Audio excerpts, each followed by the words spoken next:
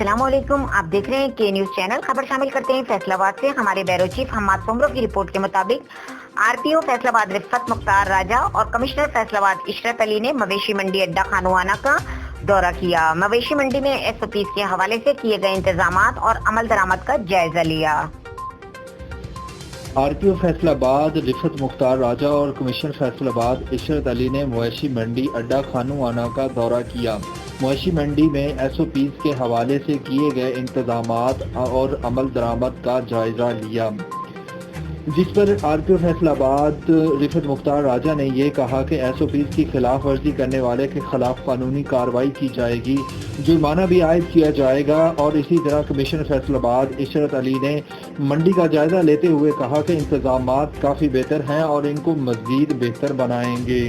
जी।